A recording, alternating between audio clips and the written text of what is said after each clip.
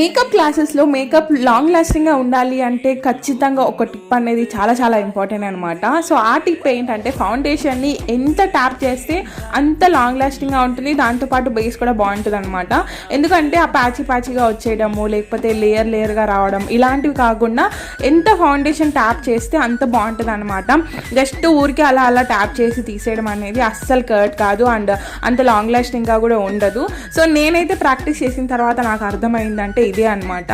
So foundation must, దాని తర్వాత అన్నీ పర్ఫెక్ట్గా వస్తాయి. కానీ ఫౌండేషన్ లేయర్గా రాకుండా ఉండాలి అంటే మాత్రం ఖచ్చితంగా ఎంత ట్యాప్ చేస్తే అంత వర్కౌట్ అవుతుంది అనమాట. సో ప్రాక్టీస్ చేస్తుంటే ఇలా సెలబ్రిటీస్ కూడా వస్తుంటారు అనమాట అప్పుడప్పుడు. సో సెలబ్రిటీ వచ్చారు, ఇలా ఫేస్ ఒకసారి అబ్జర్వ్ చేశారా? మేకప్ లేకపోతే అస్సలు చూడలేము, ఎందుకంటే ఎప్పుడు మేకప్లోనే చూస్తుంటాము. మన ఫేస్ ఏంటంటే ఎప్పుడు మేకప్ లేకుండా చూస్తుంటాం. ఫస్ట్ టైం ఇలా మేకప్తో చూస్తే చాలా షాకింగ్గా అన్ఈజీగా అనిపిస్తుంది. సో అలవాటు అయిపోయే కొద్దీ చాలా బాగుంటుంది.